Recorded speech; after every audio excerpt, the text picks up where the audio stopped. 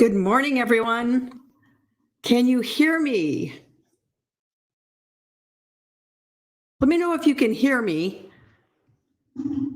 I was having a little bit of problems hearing earlier, so just let me know if you can hear. Yes, great. Thank you. Thank you. So, thanks for joining me. I'm Maureen Wilcoxon, owner of Embroidery Garden, and this is my last demo of the year. If you've been following me, you know that all through 2021, I did demos every month. This year, 2022, I did demos every month, and I plan to continue it for 2023. So I hope that you join me. I see a lot of people rolling in. Jody, Jenny, Lynn, Shirley, thanks so much for joining me today.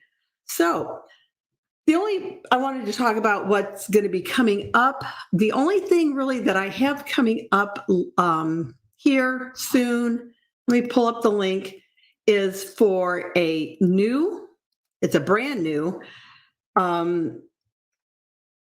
just put the link up. It's a free virtual with Dime that I collaborated on with Designs and Machine Embroidery to bring you a new virtual event, shop and learn event called Scoop in the Hoop. Get the scoop on In the Hoop. And that's going to be coming up on January 12th. And if you register for it, you get the link to watch.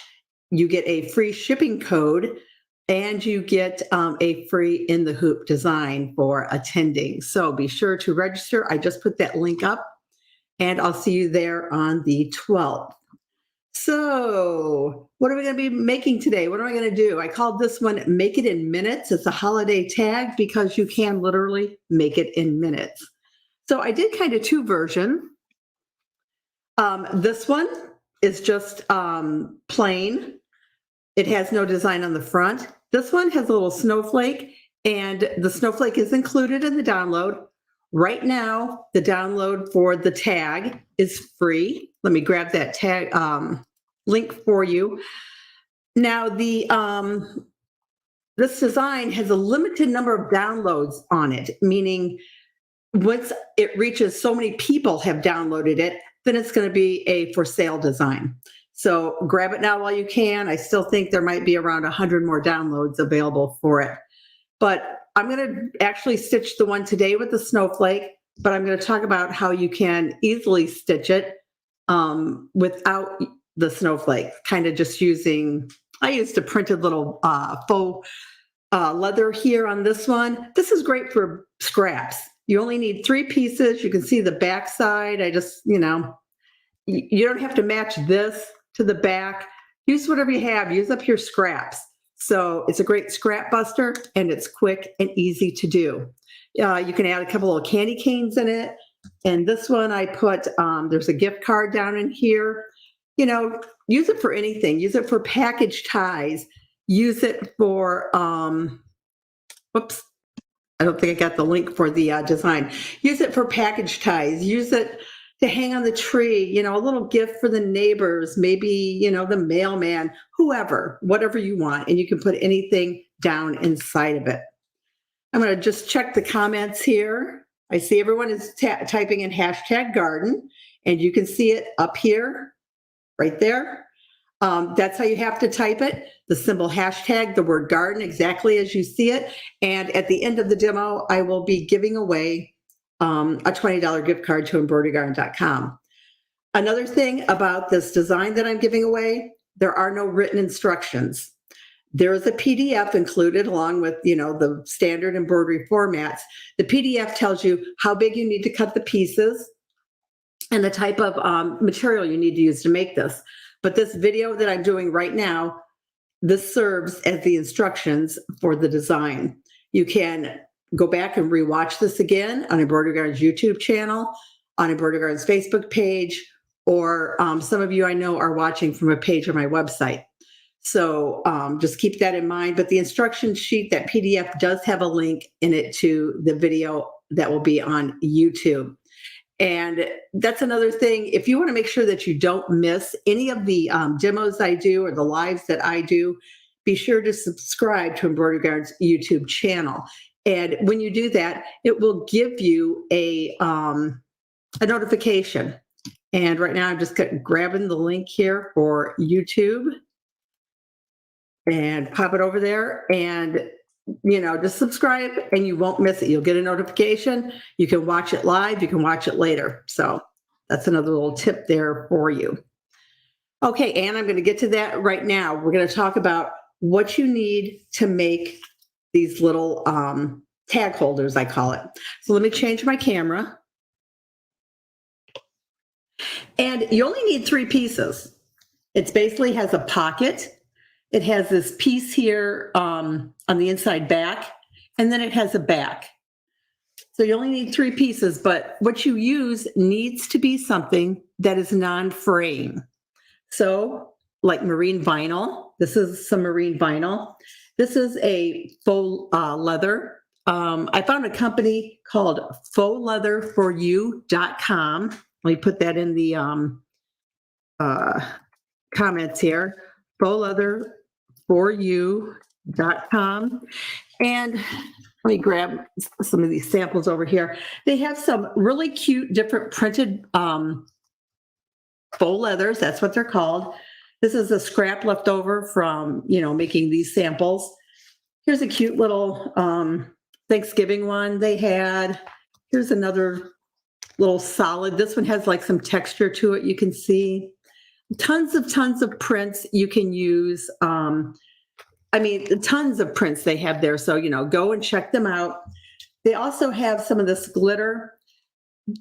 This isn't what I would really use on my embroidery machine, only because if I scratch at it, some of the things will flake off. So this could be used for other, types of projects that you want to do. So let's get back to what you need. Again, it could be marine vinyl, faux leather, cork would be good. You could use felt. Remember though, you do have to stitch through 3 layers. So, if your machine has a problem, stitching through, a little bit thicker things, then maybe, you don't want to use felt. But you do need 3 pieces, again, scraps. The PDF will tell you how big you need to cut all the pieces, the 3 different pieces. I see some people asking for the link to the design. I put that in the up in the comments. It's on embroiderygarden.com. And I'm going to show you 2 different ways of stitching this out. There's going to be one way where you don't add a design to the front, and that's going to be quicker than the way that when you stitch a design on the front. Again, the snowflake is included. You can put any design on it that you want. I thought a snowflake kind of would go with basically any winter Christmassy printed vinyl. I really think that the printed vinyl looks really nice on these. But again, it's your choice. It's up to you, whatever you want to do. So you do need a tearaway stabilizer. I hooped it in my 5x7. This is for a 5x7 hoop. It's a little bit too large for a 4x4. You might notice that I have 2 layers hooped. And the only reason I did that is I found this tearaway in my stash. It's a little bit thin. There was no label or anything on it. So I thought, I'm going to be doing the snowflake, that I would put 2 layers of stabilizer down. You could use a cutaway, but remember, it will be left in the edges. You can cut it and, get rid of it, but it will still be left in the edge. So just keep that in mind when you're making this. So I have gone ahead and I've stitched the first step. And it made a couple of placement lines. I see Joan says the site is overloaded right now. Yeah, if it's too many people on the site, which is a problem that happened to me last week, you're going to have to back out of the site and try a little bit later on, okay? Don't break my site, please. So the first step is to stitch the placement lines onto the stabilizer. If you are going to make the one without any design on the front, and again, it's the same file, but you have a choice of putting the snowflake on or not putting the snowflake on. If you are not going to put a design on the front, a quicker way to do this is to take your pocket piece, take your piece that will become like the inside pocket. I call this piece here red. That would be like the inside of the pocket to me. And you would just line them up at the bottom. So I lined them up. And then lay it down on top of your stabilizer. And you want your pocket piece, which is my green piece, to be even with those two placement lines. You would tape this down, make sure that you tape down where the pocket and the other vinyl meet. And I put a little piece of tape at the top and a little one at the bottom. Make sure when you tape this marine vinyl, or if you tape or the cork that you're going to use or whatever you're going to use, make sure that you test your tape that you're going to use on it, because if you tape something down and then you go to remove it, it might leave a little residue. It might, mar your cork or something. So just watch. Again, I see a lot of people saying the site is not going to load. I'm sorry, but you're going to have to back out of the site and just wait a little bit. Okay. If my site breaks, then nobody's going to get it. And then let me get back to this. If you were doing it without a design on the front, this would all get taped down. The next step is going to stitch a small little circle up here. And maybe you can see it on this one. Let me hold it up. See the small little circle? That's where you're going to like punch a hole. It's centered, so you know how to, or where to put your hanging loop on it if you want one. So it would stitch that. Then you would go to the back side of the hoop, take your back piece, line it up. You can see like through your stabilizer where the other pieces would be. Line it up, tape it down, and then stitch the last step. And that's how you would do it if you weren't adding anything to the front. But I'm going to add the snowflake to the front. So I'm going to stitch it just a little bit differently. After I stitch my placement lines, I'm taking my pocket piece and I'm just going to line it up with that placement line going across. I am going to take some tape and tape this down. And I'm only taping it maybe like 1/8 of an inch onto this marine vinyl here on both sides. I'm not going to put a piece of tape up here again, because different tape that you use, you might leave residue or something when you go to take it off. So let me change the camera to the machine. And the next step is the snowflake. So I'm going to let this stitch. It's going to take a few minutes to stitch out that snowflake. Patricia, if you have a problem with your password, I'm doing the demo now. You're going to have to wait until I can get an email. I see Ginger's here. Ginger, she won that scan and cut from Amy Bauman at my favorite things last week. Let's see, I see some people saying they're joining late. That's okay. You can go back and watch it. Again, I see some comments about the website. If there is a problem with the website, you're going to just have to wait. I can't take care of it now. This design has been up for a while, so you've had a chance to download it. Let me just change the camera here. And yeah, Connie says better late than never. So some people are typing in the hashtag garden. Remember to do that so that you are entered into the giveaway for the $20 gift card. And remember, if you're having a problem on the website right now, wait. Please just wait and come back to it. It does no good to continually keep trying to put it in the cart and download it. Okay. It does no good to just keep doing it. Let's see. What else can I talk about here? Again, the virtual event, the Scoop on In the Hoop is coming up. And I am going to be doing demos all next year again. I see Jackie is you put a hashtag embroidery design, it has to be hashtag garden, just like up here, to be entered into the giveaway. Remember to like and follow Embroidery Garden's Facebook page. That's where a lot of things get announced. I also have a group. If you want to join the my In the Hoop group, let me grab that link and put that up here while the snowflake is stitching. Okay, so there's the link for that. Rita loves the demos. Thank you. I appreciate the feedback because it helps me to know if you want me to continue doing these or not.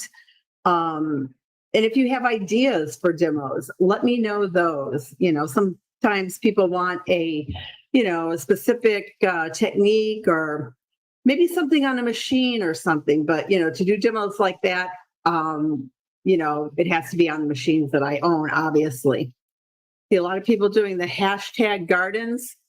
Cynthia, if you can't hear, I'm not sure what the problem is. I asked that at the beginning, and I didn't have anyone have a problem with hearing me. So the snowflake, it's almost done. That's the longest thing of the whole design. If you stitch it with the snowflake, it takes about 6 minutes, and I have my machine set at 700 stitches a minute. Hi, Molly. Thanks for watching. I know you are super busy right now. I'm going to be coming down and seeing you soon. So let's see. Everyone does want me to continue with the demos. That's kind of what I thought, and I plan on doing it. Again, though, if you have an idea, shoot me an email. Something else I'm going to be starting at the beginning of the year, the first Tuesday of every month, I'm going to do something called Tuesday Tips. And it might just be a post on Embroidery Garden's Facebook page. I might pop in and go live on Embroidery Garden's Facebook page. It'd be very short. It would be just like a quick tip. Or I might just, make a short post or something. Yeah, someone said this is just what they need, a quick little gift. I know everyone is busy. I kind of am done with what I'm making for Christmas. I didn't put a lot of pressure on myself this year. I really have a big mess I need to clean up in my sewing room. On this one, let me show you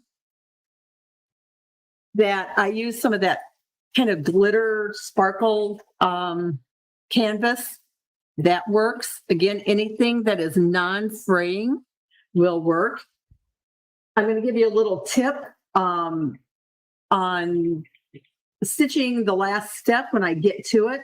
You know how sometimes when you have a design like this, we kind of hold it up a little bit, and it has like a running stitch. This is actually a triple stitch that's going to go around and finish this off. But you know how sometimes when you do that and you get like a little knot on the back. I'm going to show you how to avoid that. I see Mary's asking if you can enlarge the design. You can enlarge any design that you want, Mary, but I just don't guarantee how it's going to stitch out. All you can do is try. So the snowflake is done. Let's take it off the machine. Now, again, remember, I'm showing you the steps to make it with design on the front, like the snowflake on the front. I showed you at the beginning how to do it quickly and a little bit differently if you are not using an embroidered design on the front. Okay, so now that this is on here, what I'm going to do, remove this other piece, is I'm going to take a ruler and I'm going to lay it right here at the top of my vinyl. This one is a little bit large to fit in here. But the idea of what I'm going to do is I'm going to cut a slit. Let me line it up because I don't want to cut my vinyl. Let me see if I cut through or not. I didn't cut through. I'm cutting a slit through the stabilizer only.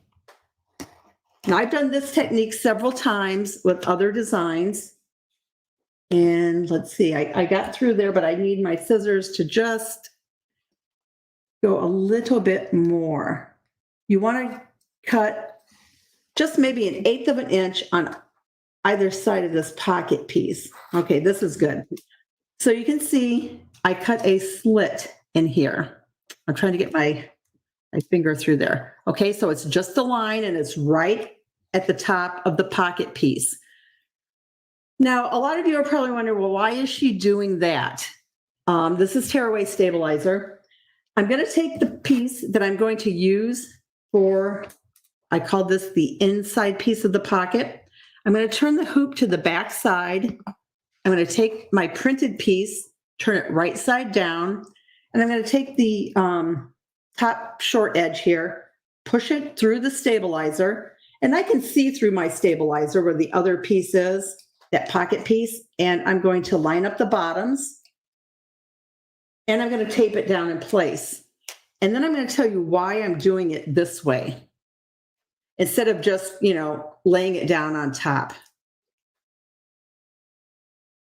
All right, get that tape down, turn it over. Now you can see the pretty piece. Here's my pocket. And let me tape down the top up here. Now, if I could have just taken this piece, put it on the back side, there would be no cut here, put it on the back side and stitch it, the next steps. The problem would be I would have a big piece of stabilizer right here. I don't like to have to pick stabilizer out of stitching. So basically what I'm saying is if I were to just put this piece on the back side and it got stitched together, you would have stabilizer all right here. Then you got to pull that out. And personally, I don't like to do that. I started doing this technique where I cut through the stabilizer. It's been a few years. It's probably been about 3 years ago when I started doing this. And I thought it was perfect for this because I want to embroider on the front. I can't put this piece down, then put this piece on top of it, then embroider on it because then I close my pocket up. So the next step is going to stitch that little circle so that I know where to put my circle when I want to add my ribbon or my twine or whatever I want for a hanging loop. It's a separate color, a separate step. So if you don't want to have a little hanging loop on yours, you can just skip over that step. So see, that was real quick. The next step is actually the last step. It's only 3 steps to the whole design. So let's remove this from the machine. And I know you can't see that little circle because it's white on white. So now we go to the back side of the hoop. We take our last piece and we put it with the right side facing up.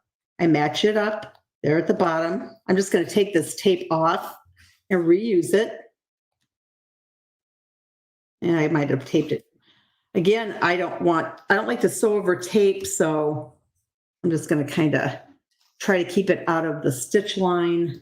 I am going to put a piece up here because I don't want it flopping around on me. Now, I know some people have a problem stitching because this is going to be up against the bed of the machine. I've never had a problem with any of my brother machines with that, but some people will get maybe a drag or something because this vinyl on the back now is going to be against the bed of the machine. If you do, you can, try putting a piece of tissue paper down, then, putting your hoop on so that it will slide a little bit. But if you have a problem, with it sticking to the bed of your machine, you're going to have to try and, put a little barrier piece, meaning maybe a piece of even that water soluble stabilizer that is the plastic type. So you can just kind of like pull it out. But we're ready for the last step. So we're going to go back to the machine. And here's where I'm going to give you a little tip about not getting that nasty little knot on the back side. Because again, you know how it is when you're making snap tabs, snap bobs, things like that. You'll get that nasty little knot on the back. So what I like to do is I'm going to grab my tail. This is the tail of my top thread. I'm going to press needle down on my machine. The needle goes down through all the layers. And I'm going to press it again and bring the needle up. Now, if I pull on this tail, there's my bobbin thread. So I brought my bobbin thread to the top. I'm using white thread. If you wanted to use a color thread, you might want to, put in a matching bobbin to do this step. You don't have to, but if you want to, you can. Now I have both these tails in my hand here. I'm going to start the machine. I'm going to let it take a few little stitches. And it's going to start stitching. I'm going to stop the machine because I like to cut these threads before it goes too far. Let me get both of the tails, cut them. Now, the only thing I'm going to have to watch on this design is as it stitches around, we don't want the foot to catch here. Now, you can put a piece of tape there if you want, or what I'm going to do is I'm going to let it stitch and I'm going to watch it. And when I get close to that area, I'll stop the machine to make sure the foot is going to clear it. What bobbin thread am I using? I'm just using regular bobbin thread because I'm using white thread on the top. I'm getting close to where it's going to come over that pocket piece. So I have my hand ready, and I'm going to stop before I get there. And I'm going to go a little bit slow. I thought I had my stiletto over here, but I don't. So I'm just going to use this to kind of hold that down. I still have my hand on the stop button just in case. You just don't want your foot to catch on there. And it's going to continue stitching around, and then the design is done. Lynn says, no snotty naughties. True. Nothing ruins a project more when it's something like this, where you're going to see the back side, then to have that little knot. Or if you're making a key fob, a little snap fob, and you have that nasty knot. Now, a good digitizer will hide that beginning and end where you can't see it, even if some people, don't pull the bobbin thread up. So let's get a look at it now. So you can see it stitched around. Of course, you can't see the stitching as it goes around up here because it's white. Maybe if I bring it up a little bit. Yeah, you might be able to see it a little bit. And you can see that circle where we can add our hanging loop.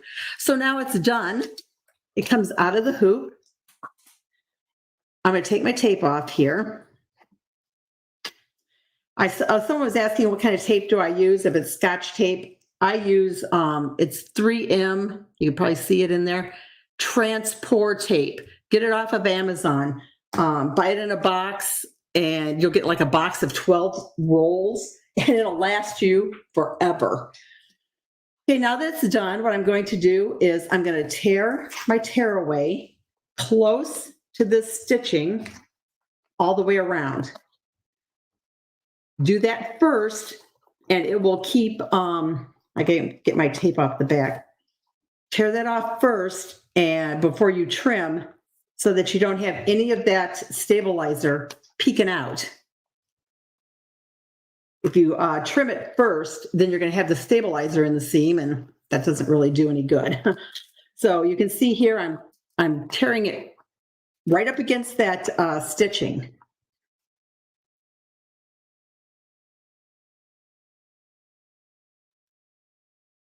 We'll just get it out, this curvy top, you can see how the top is kind of curved.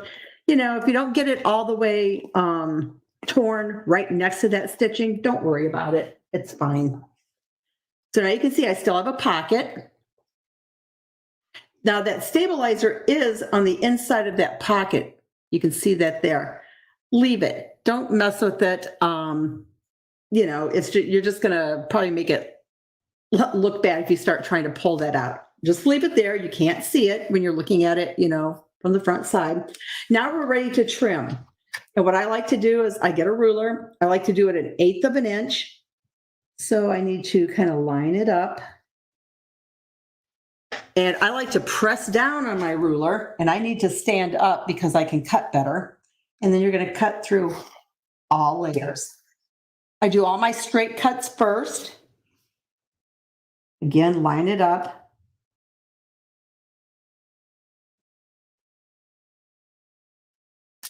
Let me get this other side. See how nice it's looking already? Now the corners are curved down here. If you want to take your scissors when, we get to that point and curve them out, you can. Or you can just leave it square. You can see in my samples on this one, I left the corners square. On this one, I rounded them. You see it, I rounded them with my scissors. So you can do it either way. I'll show you from the back side because you can see it easier. You can't see the white again on the white. Here's where my little knot was.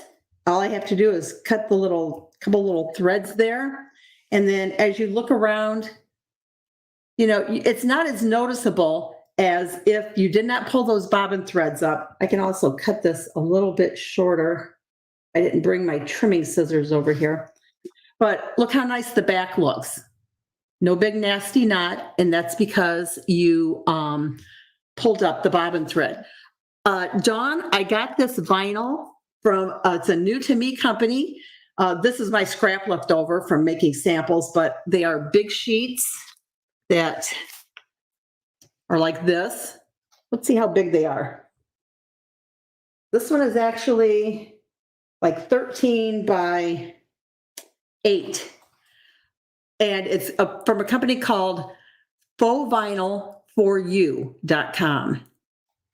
So that's what it's called, fauxvinylforyou.com. They have all kinds of vinyls for holidays, etc. The tape, someone asked again about the tape. It's not a plastic tape. it is a plastic tape. It's Transport medical tape. Get it off of Amazon. What I like about it is it holds very well. It tears very well because it's perforated. I usually buy the 1-inch wide rolls, and then I take them and tear them down into about 1/4-inch pieces. I think that some people like to use way too much tape. A little bit of tape is all you need, especially when it's something like this that will hold very well. Nan Key wants to know any ideas to use the scraps. Well, like I said, this is the scrap that I have from this one. I'll keep this. That could probably make a little snap tab or something like that. These pieces, I might be able to use one. This could be if I wanted to put like a hanging loop on something, like a bag or something. That's a big enough piece. But I kind of try not to save scraps like that. A size this big, I would save that. So a tip to do this curvy part up here. This is how I do it because it's easier for me to do it. When I have something like this, I'm just going to cut out. I'm cutting off just some of that excess to get it out of my way. But when I have inside corners, first, before I even start trimming, I like to take my scissors and cut into where all the inside corners are. It's easier for me. You might have a better way to do it. You have your own way of doing it, but I like to cut into them first. Okay, so I've made my cuts wherever I have an inside corner. Then I take my scissors and I want to maintain that 1/8 of an inch. So then that piece fell down. And then I just continue around. Instead of getting to this point, and then I got to kind of, get my scissors curved like this and that to continue, those little cuts that I make, those pieces will then just fall right off. And to me, it's easier to do. And that's kind of how I like to do it. And I'm done. I've trimmed around there. Here it is at the front. And again, I'm going to try to hold this up to see if you can see it. You can see that little circle up here at the top. That's where I'm going to take my punch. This is like a leather punch. I got it off of Amazon. And I can punch out that center to hang it. Here, click. And I kind of like to turn it a little bit just to make sure that piece comes out. You can see there it came out. And then, scraps. Again, use your scraps. I had a scrap of this ribbon, so I just put the 2 ends of the ribbon, made a loop, put the 2 ends through, tied a knot in it, trimmed off the excess, and that's my hanging loop on this one. I've got a lot of, I got this like little roll of twine. So again, I made a loop. I brought the ends through. I tied a bow. You can put a little tiny drop of glue on that bow if you want to keep it on there. But that's it. That's how easy it is. And this was made in minutes. So that's why I called it Make It in Minutes, because it really takes not much time to make this. And again, you can do it with a snowflake, or you can use a cute little printed vinyl on the front. So I want to thank you all for joining me. Again, if you need to rewatch this because there are no written instructions, you can go to Embroidery Garden's YouTube channel to watch, or you can rewatch it on Embroidery Garden's Facebook page. But just know that there are no written instructions when you download it. There is a PDF that includes the size of the pieces you need to cut. There's only the 3 pieces that you need. And I'm going to go and I'll check the website. But again, when we hit the number of downloads, then it goes up for sale. So I want to thank everyone for watching me. I want to wish you all a very Merry Christmas and a Happy New Year. And I will see you at the beginning of the new year. Thanks for joining me, everyone. Bye.